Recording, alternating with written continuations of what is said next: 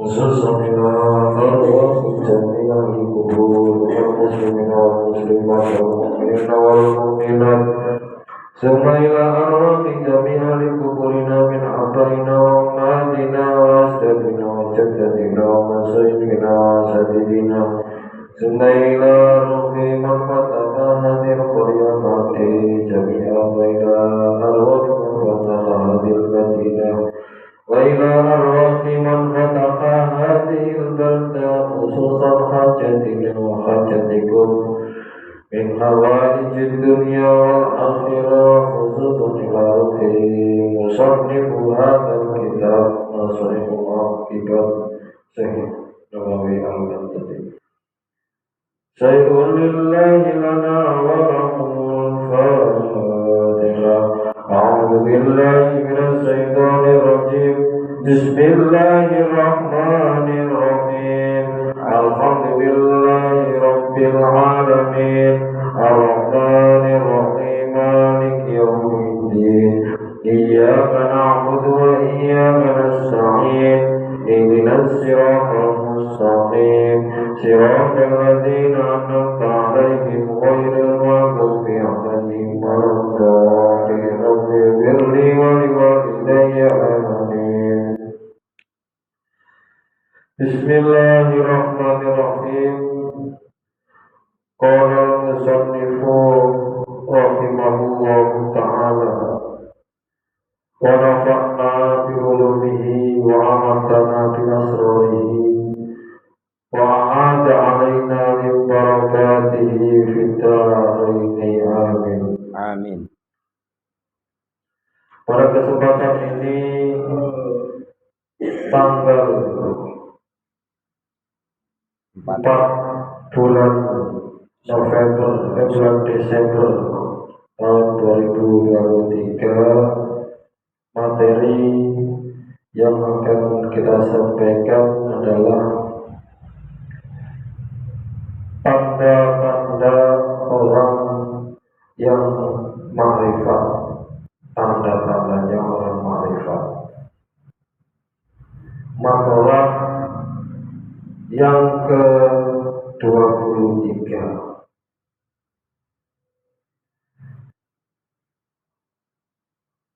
Bismillahirrahmanirrahim. Wal maqalatus salisata wal isruna, utawi makalah kang kaping 23. Wal maqalatus salisatu wal isruna, utawi makalah kang kaping 23. Qala musanifu rahimahullahu ta'ala, dawuh sapa musannif rahimahullahu ta'ala.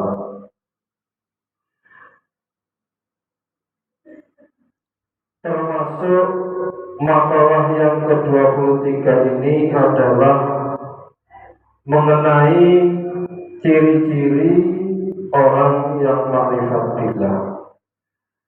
Kila tindawaken harakatu ta'ati, utawi obahe ketaatan marang Gusti Allah, dalilun iku nuduhna al ma'rifati, dalilul ma'rifati iku nuduhna kema'rifatan. Wong sing ma'rifat niku ciri-cirine wong niku taat maring perintahe Allah. Niku mesti, sehingga tidak berani sama sekali meninggalkan larangan-larangan Allah. Sehingga orang itu tidak berani sama sekali untuk meninggalkan kewajiban-kewajiban yang sudah diperintahkan oleh Allah Subhanahu wa ta'ala. Wayai sholat, wani sholat, kok oleh ngombe ya gak wani ngombe. Lan sak piturute apa sing dadi perintahe Gusti Allah mesti didahulukan, lan apa sing dadi larangane Allah gak wani-wani tenan, gak wani-wani nglakoni. Kapan diterjang dampak negatifnya luar biasa, dia akan diturunkan derajatnya oleh Allah Subhanahu wa ta'ala. Langsung derajatnya mundur dari menjadi jenderal langsung menjadi prajurit kembali. Kama anna harakatal jismi, seperti koyo oleh obahe jiwa dan raga, koyo obahe jasmani jisim raga. Dalilul hayati iku nuduhna wong sing urip. Gerak langkah yang kita lakukan, aktivitas kita di dalam masyarakat yang kita lakukan, misi dan misi di dalam kehidupan ini yang masih kita jalankan, semangat kerja dan istiqomah aktivitas kita keseharian di dalam menjalani hidup demi hidup, walaupun toh terasa berat, kadang kita sendirian. Sholat subuh di sini wong loro, tapi itu tetap kita lakukan karena itu perintah Allah. Istiqomah terus berjamaah.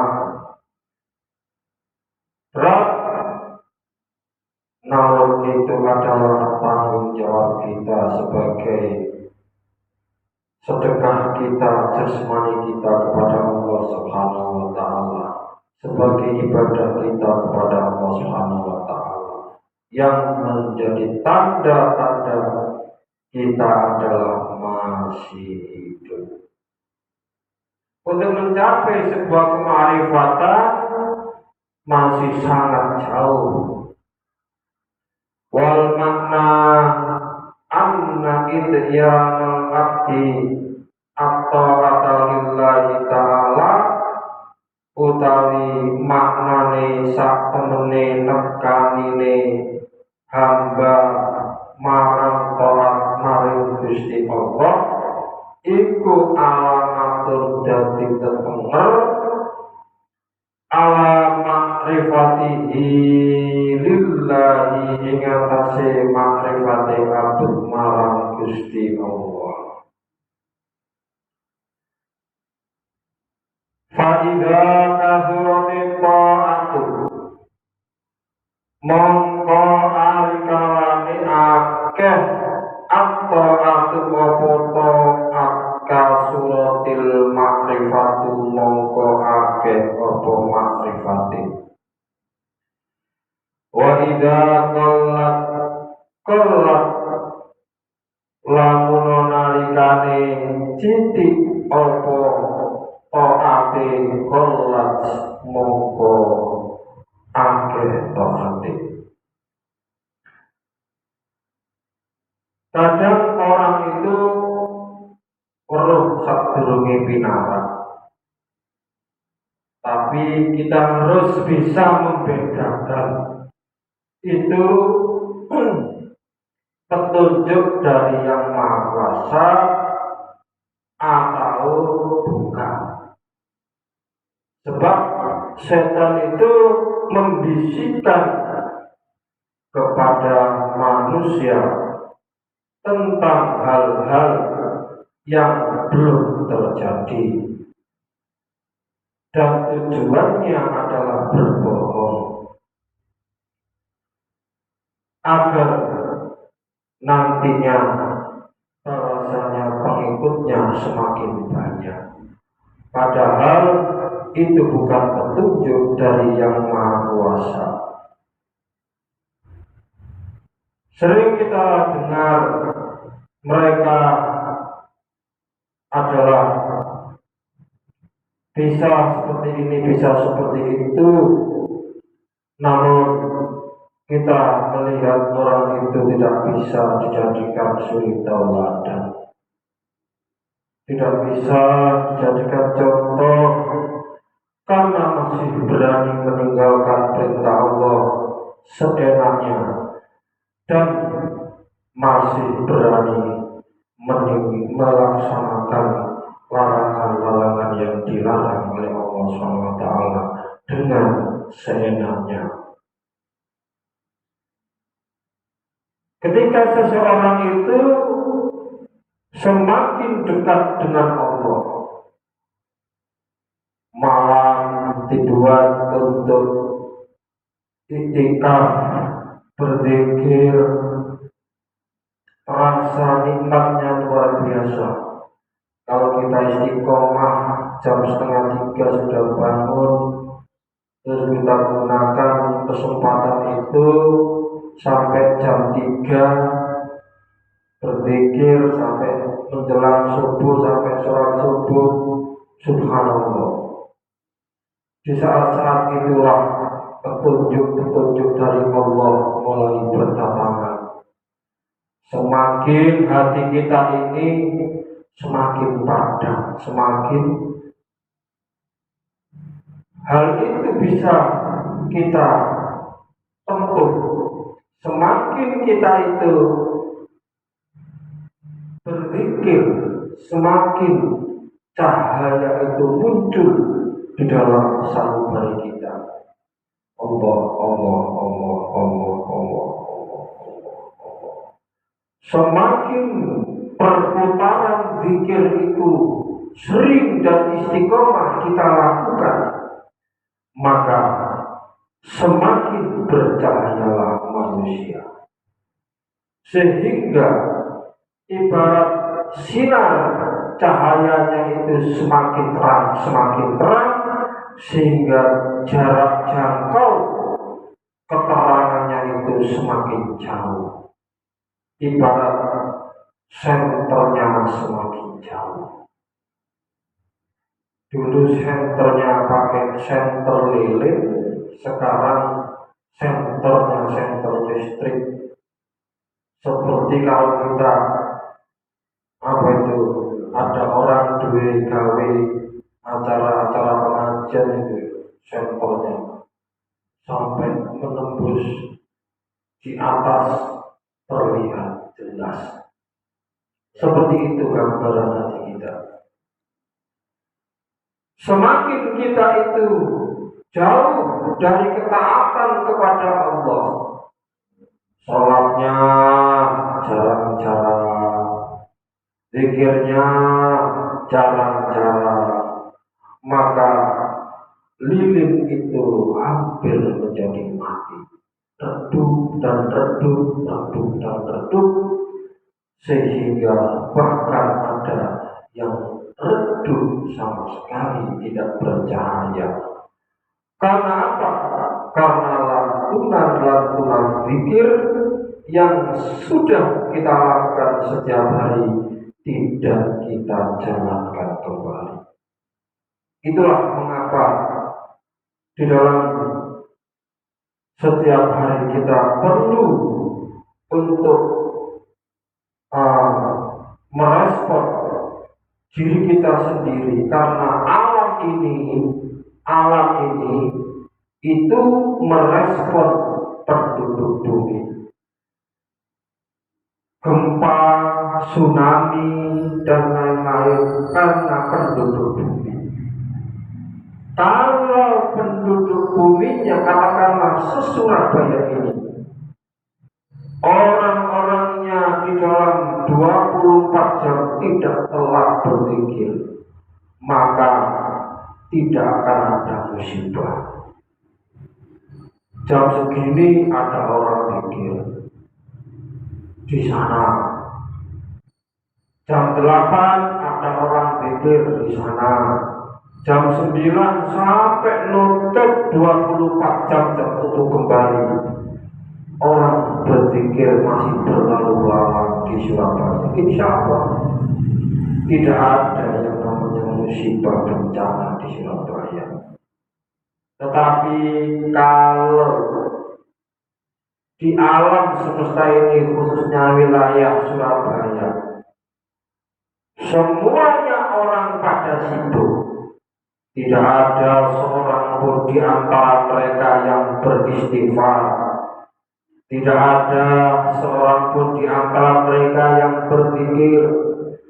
Lebih-lebih di pagi hari, di siang hari, di sore hari, di malam hari, di malam yang terakhir, mereka masing-masing sibuk dengan urusannya masing-masing, sehingga alam ini menjadi merespon dengan keadaan apa yang ada di muka bumi. Dan ketika itu mudahlah yang namanya iblis atau setan mengganggu manusia, mengadu domba manusia agar mereka melakukan perbuatan-perbuatan yang dilarang oleh Allah Subhanahu wa Ta'ala, sehingga berimbas kepada yang namanya keharmonisan rumah tangga. Bedakan kalau tidak percaya di dalam rumah ada orang yang tidak sholat, beda. Kemudian yang satunya lagi rumahnya semuanya sholat, semuanya ibadah. Maka antara rumah yang satu dengan rumah yang lain, yang satunya itu semuanya ibadah, yang satunya tidak, rasa rezekinya pun berbeda. Yang di sini adem, kolok tukaran, adem ayem harmonis romantis rezeki lancar. Sing di sini rezeki ini ono sing cepet, sing utangi akeh dan lain sebagainya.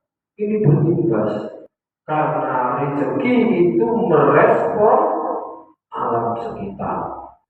Jadi segala sesuatu itu maka betul sesuai dengan apa yang disampaikan di dalam Al-Quran, bahwasanya zaharul fasyadi wal bakri, kerusakan itu fil barri wal bahri, di bumi maupun di lautan, bima fasyadat ainam, bima fasadat. Tadi sebab kerusakan yang dilakukan oleh manusia itu sendiri. Jadi jangan percaya ada orang ma'rifat mengaku-ngaku ma'rifat sementara dia tidak bisa dijadikan suri tauladan. Contohnya Mbah Ampel, dia termasuk wali lir rasul. Wali ada dua, wali lir nabi, wali lir rasul.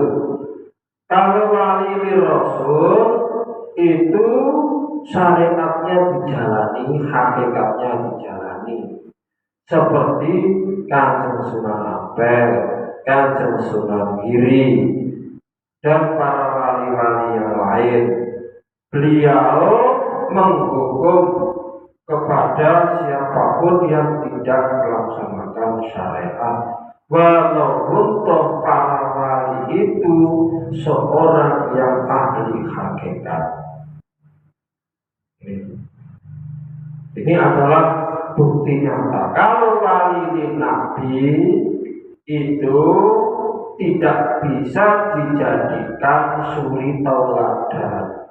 sebab mereka tidak melaksanakan yang namanya syariat. Yang dilaksanakan cuma hakikat saja. Mereka itu tidak kuat untuk melaksanakan syariat. Yang dilaksanakan cuma hakikat.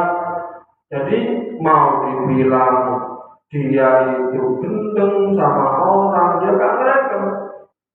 Yang direken cuma zikirnya saja. Mau dibilang gini, mau dibilang cacat, mau dibilang gini, usaha diri.